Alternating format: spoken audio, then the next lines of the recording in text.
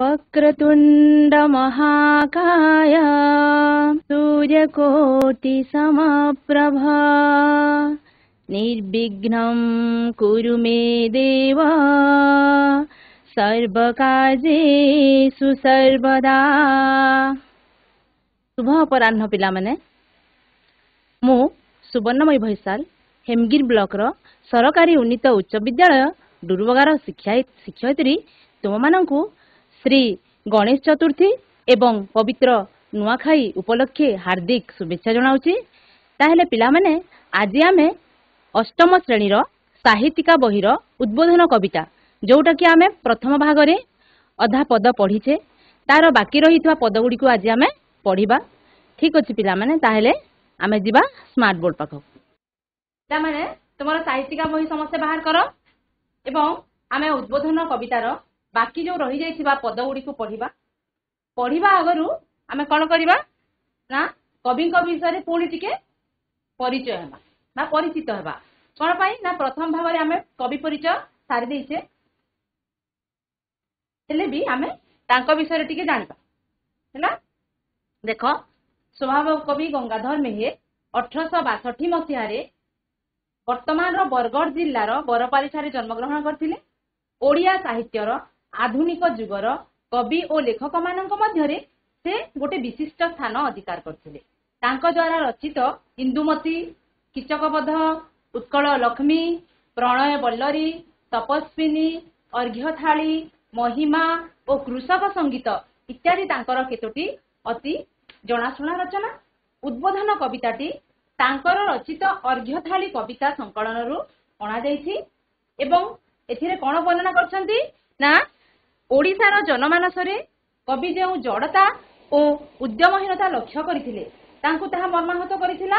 तेणु से कोन करथिले निजर भाषा और देशवासींकर उन्नति उद्देश्य रे से देइथिबा आह्वान एही कविता रे प्रतिफलित होइछि। ठीक अछि पिला माने आमे कवि को परिचय तो आगु जानिथिले तापरे आमे केते जो पद गुड़िक बाकी रही जाइथिला ताहा आमे आज बुझिबा। प्रथमे मु आवृत्ति करिवि तुमे सुनिबो तापरे आमे बुझिबा। ठीक अछि पिला माने देखो समस्त निज निज बही देखो। उच्च भाषी लोके ताकु नीच गणी उच्च समाजरे हुअन्ति अग्रणी जे नर न बुझे मान अपमान नोहय किसे हो पशुर समान जा भाषा दुर्बल काहि तार ज्ञान काहि तार राज दुआरे समान उच्च हेबा पाई कर जेबे आशा उच्च कर आगे निज मातृभाषा। तापरे देखो नाही जेबे रोदे उच्च अभिलाष कर आमोदर पलंके विलास प्रतिबेशिंकर चरण प्रहार चिन्ह श्रेणी कर बक्ष देश हार उच्च पद पाई डाकिले राजन केते जण तही की भाजन प्रतिबेशिंकर सहित तुलना तहिरो बुझेब निजे केड़े दिन करियछ पुणी मातृभाषाहीन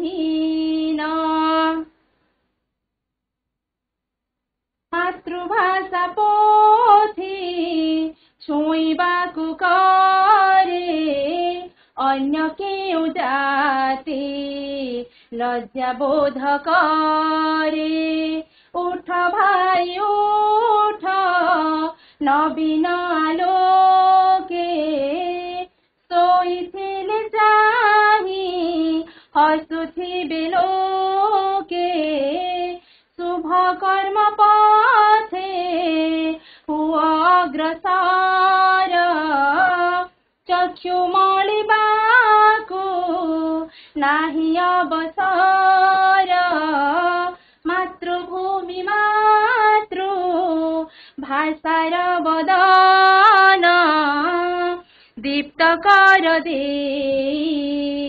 धन ध्यान मन शुभ पथे विभु करिबे मंगल शुभ कर्मे हेब जीवन सफल।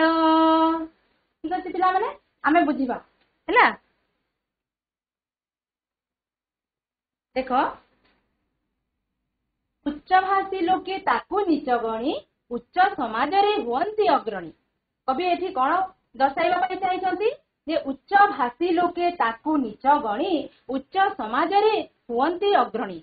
उच्च भाषी जो मानकर भाषा उच्च अछि बा जो माने भाषा रे पारंगम अछंती सेमाने काहाकू नीच गणिबे बा नीच बोली भाबिबे जे भाषा रे दुर्बल सेमानकू सेमाने कोन करिवे ना सेमाने हीन जाति बा नीच जाति कहि कि सेमाने कोन करिवे ना समाज रे अग्रणी हेबे समाज रे सेमाने आगकू जिवे एवं जहार भाषा कम थिबो बा भाषा रे जो माने दुर्बल थिबे सेमाने सेमानकू सेमाने पछरे रखी सेमाने आगकू जिवे। तेणु कवि एठारे कोन कहउचंती ना निज भाषा को उच्च कर जदि तुमे आगकू जिबा पई चाहुच ताहेले निज भाषा को तुमे आगे उच्च कर।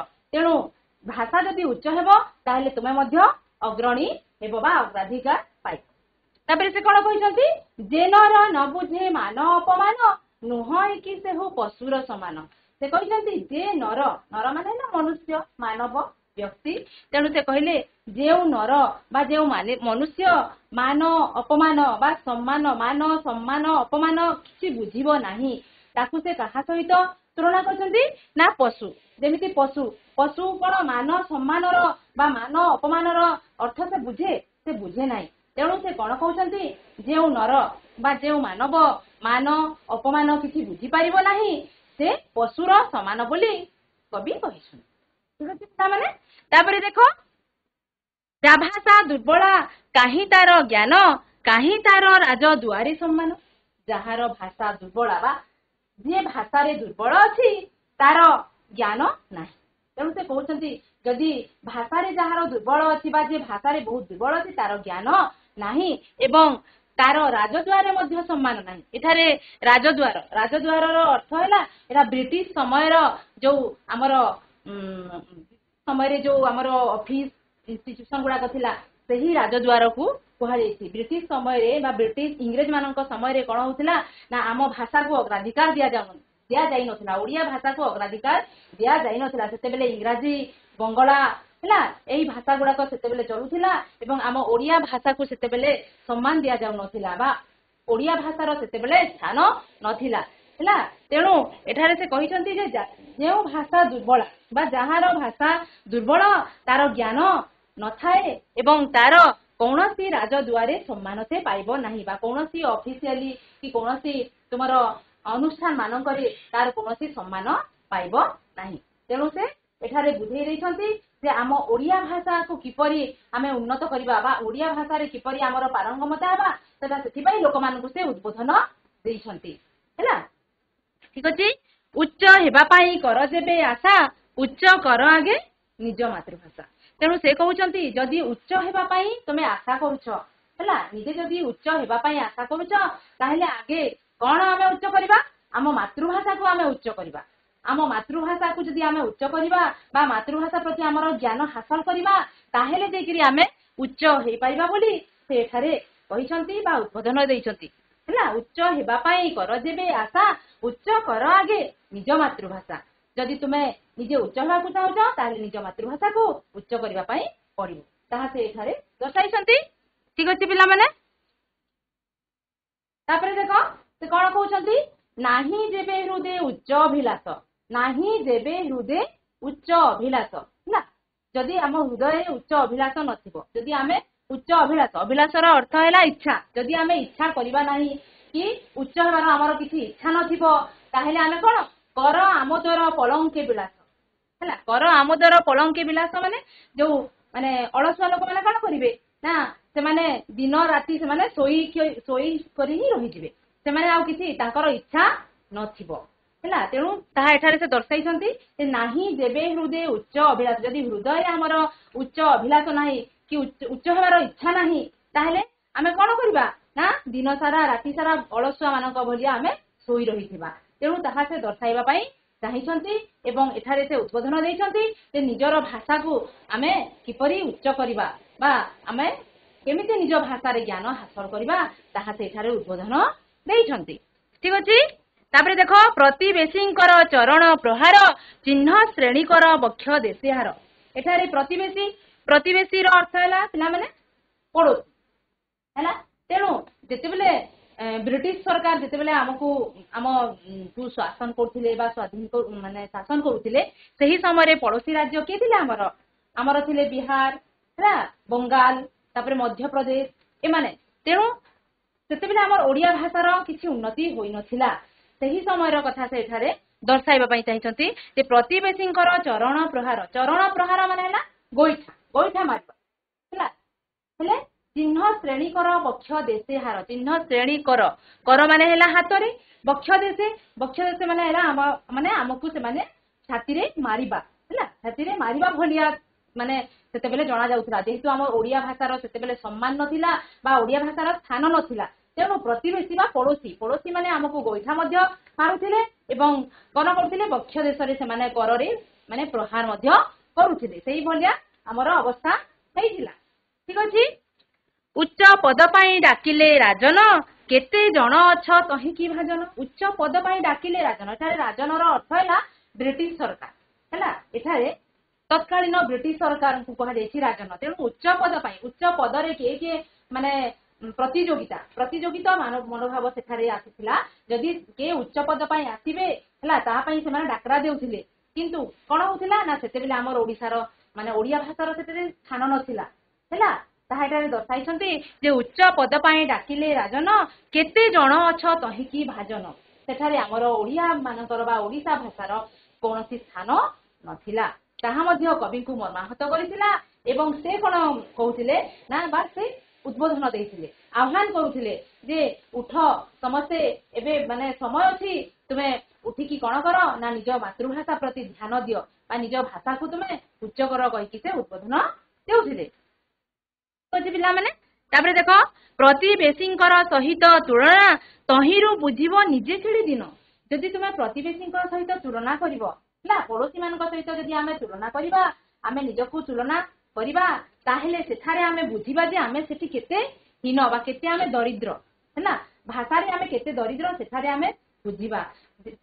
ଯେତେବେଳେ ବ୍ରିଟିଶ ସରକାରଙ୍କର ନିୟମ ଚାଲିଥାଏ ବା ଶାସନ ଚାଲିଥାଏ, ସେହି ସମୟରେ କଣ ହଉଥିଲା ଓଡିଆ ଭାଷାର ସେଠାରେ ସମ୍ମାନ ନଥିଲା, ବାକି ଇଂରାଜୀ ବଙ୍ଗଳା ଏଇ ସବୁର ଭାଷାର ସେଠାରେ ସମ୍ମାନ ଦିଆଯାଉଥିଲା ବା ସେହି ଭାଷା ମାନେ ପ୍ରଚାରିତ ହେଉଥିଲା, କିନ୍ତୁ ଓଡିଆ ଭାଷାର ହେଉନଥିଲା ପ୍ରଚାର। ସେଥିପାଇଁ କବି ଏଠାରେ କହୁଛନ୍ତି ଯେ ପ୍ରତିବେଶୀ ବା ପଡୋଶୀ ମାନଙ୍କର ସହିତ ଯଦି ଆମେ ତୁଳନା କରିବା, ତାହେଲେ ସେଠି ଆମେ ବୁଝିବା ଯେ ଆମେ କେତେ ଦିନ ବା କେତେ ଆମେ ଦରିଦ୍ର ଥିଲେ। ସେଇ ଓଡିଆ ଭାଷାରେ ଆମେ କେତେ ଦରିଦ୍ର ଥିଲେ ସେଠାରେ ଆମେ ବୁଝିପାରିବା ହେଲା। ତାହା ଏଠାରେ ସେ ବୁଝାଇଛନ୍ତି ଏବଂ ସମସ୍ତଙ୍କୁ ଉଦ୍ବୋଧନ ଦେଇଛନ୍ତି, ଓଡିଶାବାସୀଙ୍କୁ ସେ ଉଦ୍ବୋଧନ ଦେଇଛନ୍ତି ହେଲା। କରିଅଛ ପୁଣି ମାତୃଭାଷା ହୀନ, ତେଣୁ ସେ ଏଠାରେ କହୁଛନ୍ତି ଯେ ଆମେ ଯଦି ପ୍ରତିବେଶୀ ବା ପଡୋଶୀ ମାନଙ୍କର ସହିତ ତୁଳନା କରିବା ଯେ ସେମାନଙ୍କର ଭାଷା ପ୍ରତି କେତେ ଜ୍ଞାନ ଅଛି ଆଉ ଆମର ଭାଷା ପ୍ରତି କେତେ ଜ୍ଞାନ ଅଛି, ସେତେବେଳେ ଆମେ ଜାଣିପାରିବା ବା ବୁଝିପାରିବା ଯେ ଆମେ ସେମାନଙ୍କ ସହିତ ବା ସେମାନଙ୍କ ତୁଳନାରେ ଆମେ କେତେ ଦିନ ବା କେତେ ଦରିଦ୍ର ଆମେ ସେମାନଙ୍କର ତୁଳନାରେ। ତେଣୁ ପୁଣି କରିଅଛ ନିଜ ମାତୃଭାଷା ହୀନ, ନିଜ ମାତୃଭାଷାକୁ ମଧ୍ୟ ଆମେ ହୀନ କରି ରହିଛୁ ବା ଆମେ ନିଚରେ ରଖିଦେଇଛୁ ଆମ ମାତୃଭାଷାକୁ, ଆମେ ଉଚ୍ଚରେ ରଖିପାରି ନାହୁଁ ସେ ସମୟ ହେଲା। ଠିକ ଅଛି।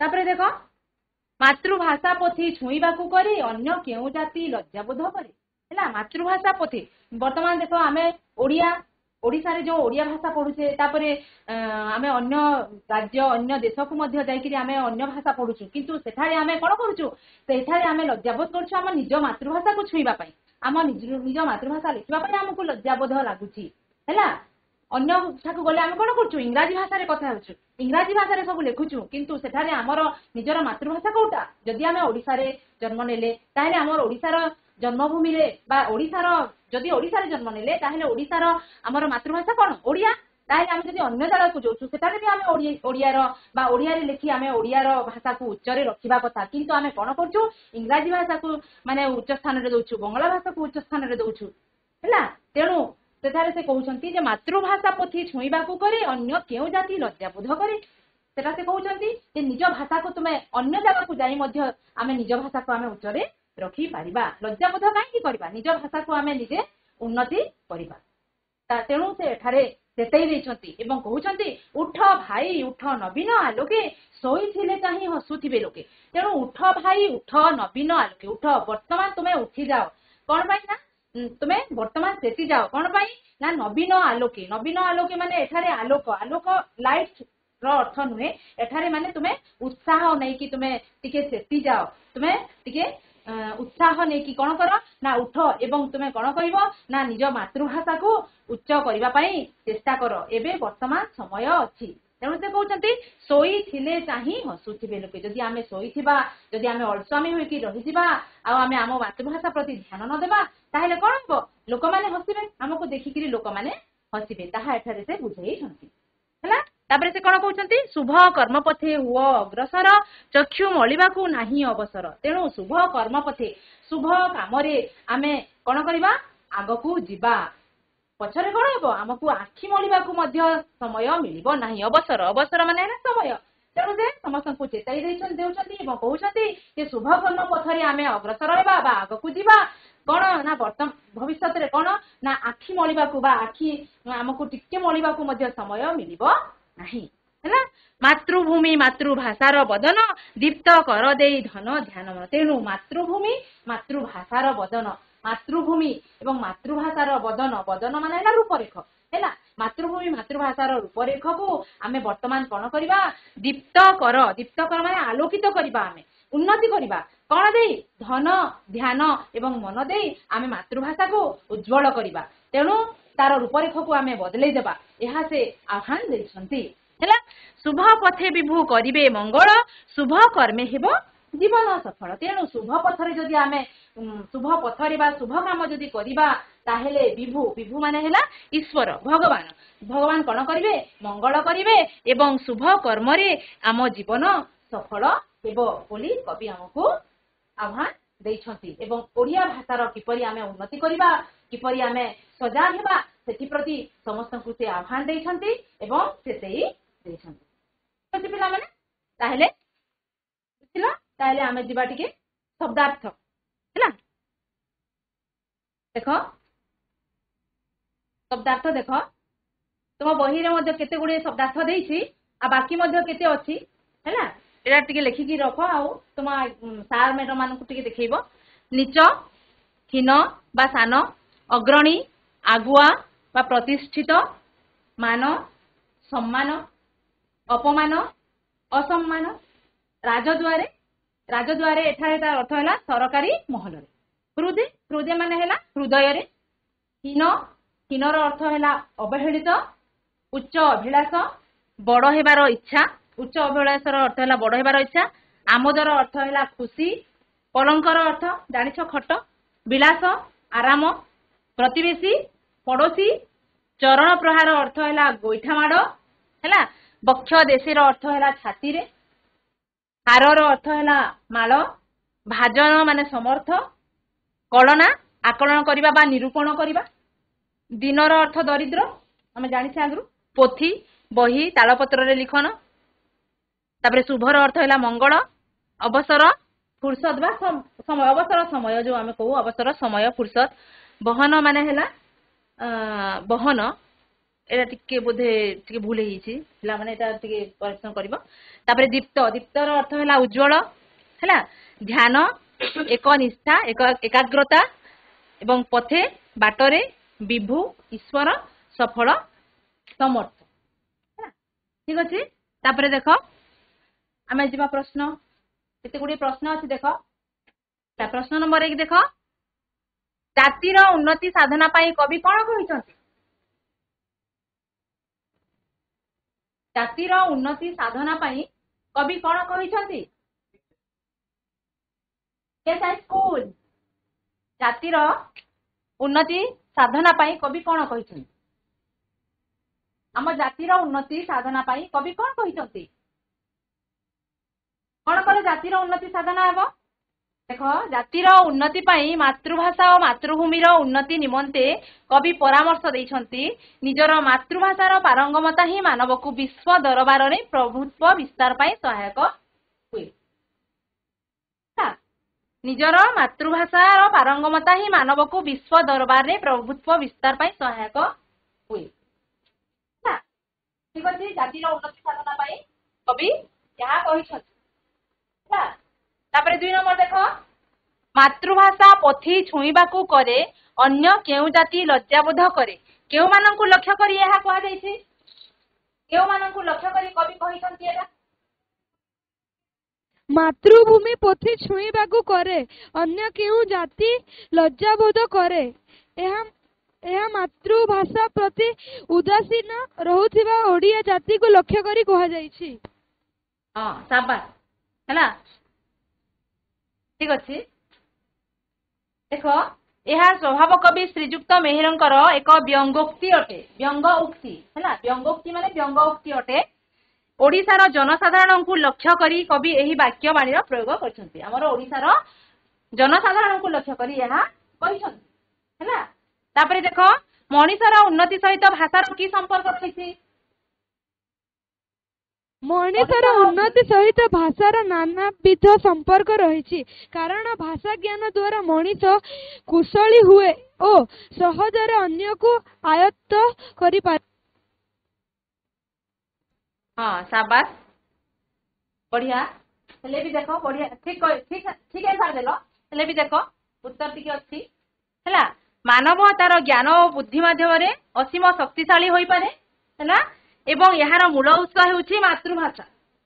आमे पढिजे हैला। भाषा रे उपयुक्त दक्षता नथिले ज्ञान और कौशलर विकास होई पारिबो नाही। ठीक अछि। तेणु जो ज्ञान और कौशलर साहाय्य रे मानव विश्व रे समस्तक उपरि प्राधान्य विस्तार करे और तार मूल उत्स मातृभाषा रे पराकाष्ठा को बुझाई अछि।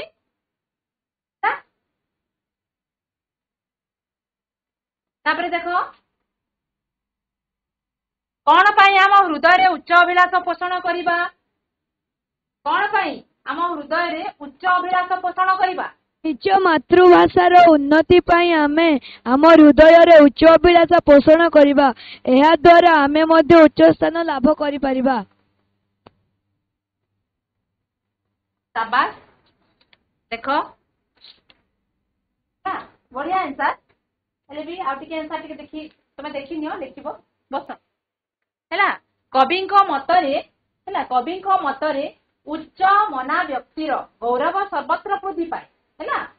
उच्च चिंताधारा को आदर्श रूपे बाछि नै मानव को प्रथमे परिश्रम करी मातृभाषा रे पारंगमता हासिल करबा को पड़े।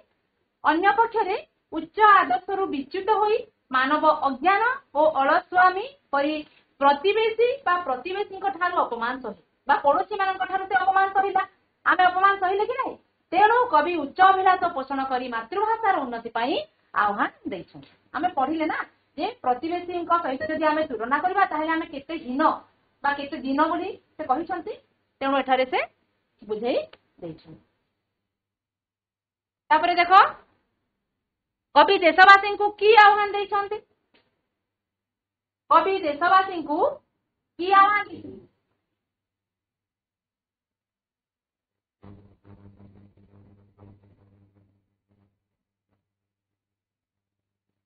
प्रवासी को देइछंती। एथिपाई आलस्य परायणता परिहार करने को से प्रेरणा देइछंती। हाँ वेरी गुड शाबाश। अन्य कई आउ कि करबो से भी बढ़िया माने ठीक उत्तर देले। Very good. आउ कि करबो अन्य कोनोसी छात्र किंबा छात्री ସମସ୍ତେ ପଢିଲ ନା ସେ କଣ ବୁଝିଛ ଟିକେ ଦେଖିବା। କବି ଦେଶବାସୀଙ୍କୁ କି ଆହ୍ୱାନ ଦେଇଛନ୍ତି? କଣ ଆହ୍ୱାନ ଦେଲେ? ଖାଲି ସେ ଜଣେ ନଅଛନ୍ତି କି କ୍ଲାସରେ? ଅନ୍ୟମାନେ କେହି ନାହିଁ? କରିବା ସହିତ ଶୁଭ କର୍ମ ପଥରେ ଅଗ୍ରସର ହେବାକୁ କବି ଦେଶବାସୀଙ୍କୁ ଆହ୍ୱାନ ଦେଇଛନ୍ତି। ଏଥିପାଇଁ ଆଳସ୍ୟ ପରାୟଣତା ପରିହାର କରିବାକୁ ସେ ପ୍ରେରଣା ଦେଇ। ଭେରି ଗୁଡ୍, ସାବାସ୍। ହେଲା ଦେଖ, ଜଡ଼ତା ପରିହାର କରି ହେଲା ଜଡ଼ତା ପରିହାର କରି ଜାତୀୟତାର ନବୀନ ଆଲୋକରେ ଉଦ୍ବୁଦ୍ଧ ହେବା ପାଇଁ କବି ଦେଶବାସୀଙ୍କୁ ଆହ୍ୱାନ ଦେଇଛନ୍ତି ଏବଂ ତା ସଙ୍ଗେ ସଙ୍ଗେ ସେ କଣ କହିଛନ୍ତି ନା ମନ, ଧ୍ୟାନ ଓ ଧନ ହେଲା ମନ, ଧ୍ୟାନ ଓ ଧନ ଦେଇ ମାତୃଭୂମି ଓ ମାତୃଭାଷାର ଉନ୍ନତି ବିଧାନରେ ଲାଗି ପଡ଼ିଲେ ପରମେଶ୍ୱରଙ୍କ ଆଶିଷ ଝରି ପଡ଼ିବ ଏବଂ କର୍ମପଥ ଶୁଭଙ୍କର ଓ ମଙ୍ଗଳମୟ ହେବ। ଏହା ସେ ଆହ୍ୱାନ ଦେଇଛନ୍ତି ହେଲା। ହଉ, ତାପରେ ଦେଖ ଭିନ୍ନ ଜାତୀୟ ଶବ୍ଦଟିକୁ ଚିହ୍ନଟ କରି ଲେଖିବା। ଭିନ୍ନ ଜାତୀୟ ବୋଲେ ବୁଝୁଛ ତ? ହେଲା କେତୋଟି ଶବ୍ଦ ଅଛି? 4ଟି ଶବ୍ଦ ଅଛି। ସେହି ଶବ୍ଦ ମଧ୍ୟରୁ କୋଉଟା ଅଲଗା ତାହା ଆମେ କହିବା। ନମ୍ବର କ ରେ କଣ ଅଛି ଦେଖ? ଭଜନ, ଭୋଜନ, ପୂଜନ, ରାଜନ। କୋଉଟା ଅଲଗା? ରାଜନ। କୋଉଟା? ରାଜନ। ରାଜନ। ଅନ୍ୟମାନେ କଣ କହୁଛନ୍ତି?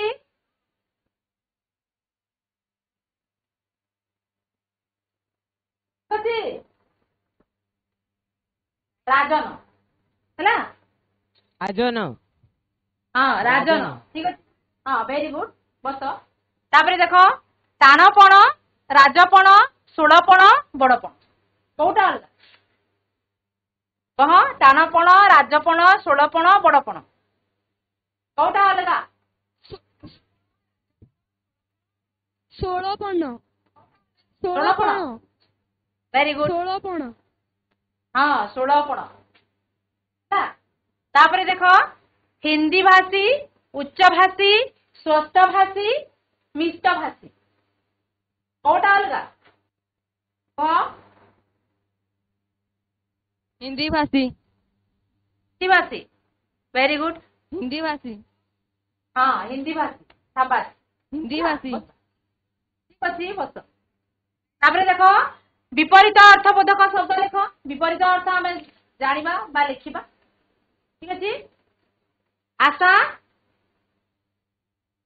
ଆଶା, ଆଶାର ବିପରୀତ ଶବ୍ଦ କଣ? ନିରାଶା। Very good.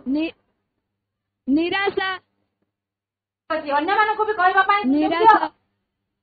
ଭେରି ଗୁଡ୍, ଠିକ ଅଛି। ଅନ୍ୟମାନଙ୍କୁ ମଧ୍ୟ କହିବା ପାଇଁ ସୁଯୋଗ ଦିଅ। ତାପରେ ଶୁଭ, ଶୁଭ, ଅଶୁଭ। ସାବାସ୍, ଭେରି ଗୁଡ୍। ମଙ୍ଗଳ, ଠିକ ଅଛି, ଠିକ ଅଛି, ବସ। ମଙ୍ଗଳ, ମଙ୍ଗଳ,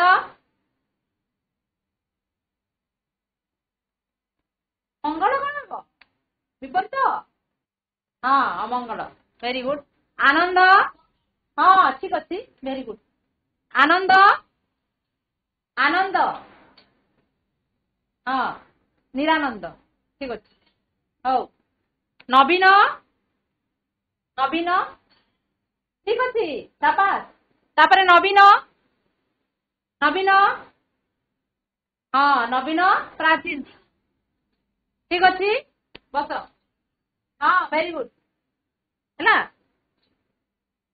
ତାପରେ ଦେଖ ସମୋଚ୍ଚାରିତ ଶବ୍ଦର ଅର୍ଥ ଲେଖିବା।